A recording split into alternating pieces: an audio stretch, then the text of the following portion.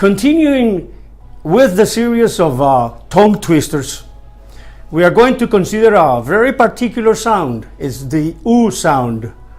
And it is only one sound that we're going to see, but it has two different graphic representations.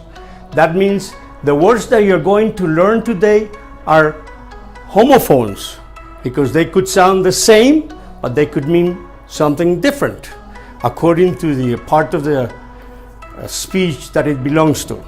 Okay, the main actor here is going to be a woodchuck. A woodchuck is a mammal, it's a rodent, and it belongs to the same family as the squirrels and castors. They do something with wood. Okay, the verb here would be chuck. Okay, so we're going to ask a question, and the question would be, how much? How much what? How much wood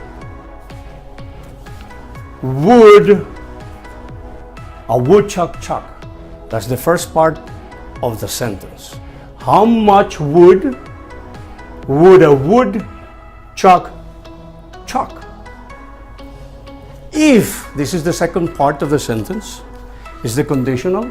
If, this is the conditional here. If a woodchuck, the same animal, could, another verb, could chuck wood. So it would read like this. You should read it afterwards, slowly, word by word. How much wood would a woodchuck chuck? If a woodchuck could chuck wood. Okay, we are going to answer that question, but before I do that, I want to show you something. I want to show you that the L's right here is silent, the same as this L right here. They're both are not pronounced, and would sound very much like wood. So I'm going to ask the question again. How much wood would a woodchuck chuck if a woodchuck could chuck wood? The answer would be he would chuck, that's the conditional. Here is the verb to form the conditional. He would chuck as much wood as a woodchuck as he could chuck. Now, the second part of the answer would be if, another conditional, if a woodchuck could chuck wood. And this is the end. What is it that you have to remember here? That we're talking about only one sound, that is a homophone.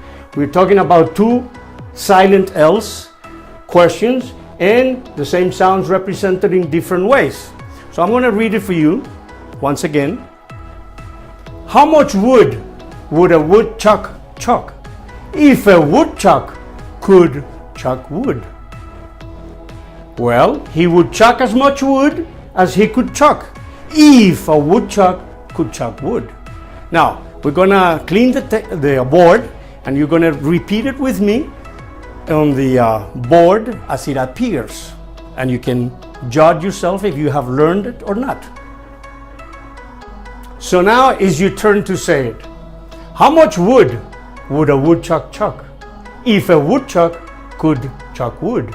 The answer would be he would chuck as much wood as he could chuck if a woodchuck could chuck wood.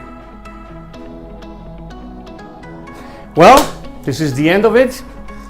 Give me your answer. Did you learn it? It's very good to loosen your tongue.